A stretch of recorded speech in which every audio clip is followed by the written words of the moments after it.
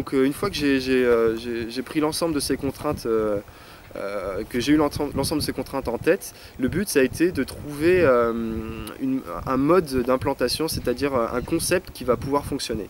Donc il y a la deuxième phase qui consistait à rechercher des partenaires, donc que ce soit des partenaires financiers ou associatifs qui vont pouvoir m'aider sur le plan technique en fait, parce que moi j'ai aucune connaissance en apiculture et dans mon entourage ou à Campus Durable il y a clairement personne qui s'y connaît, donc c'était un champ tout à fait nouveau et il fallait trouver quelqu'un qui a une expertise, un savoir-faire pour s'occuper des ruches et puis transmettre ce savoir.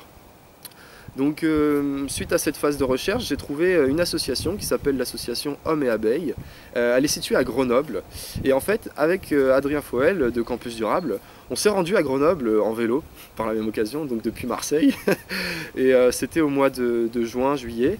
Et on s'est rendu là-bas pour faire en fait découvrir le partenaire que nous avions démarché par téléphone.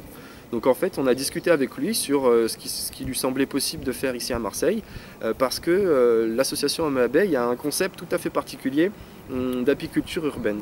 Cette apiculture urbaine elle est dite solidaire, c'est-à-dire que son mode de gestion n'est pas influencé par l'aspect économique, c'est-à-dire que l'objectif c'est de respecter les abeilles et aussi de respecter les hommes qui participent à la protection de ces abeilles.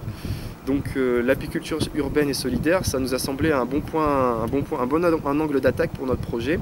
Et donc on a négocié pendant plus de 3-4 jours à Grenoble avec ce partenaire associatif. On a aussi eu l'occasion de visiter des ruches qu'ils avaient implantées à Grenoble, donc ils ont 47 ruches, donc ça fait un peu plus de 20 ruchers.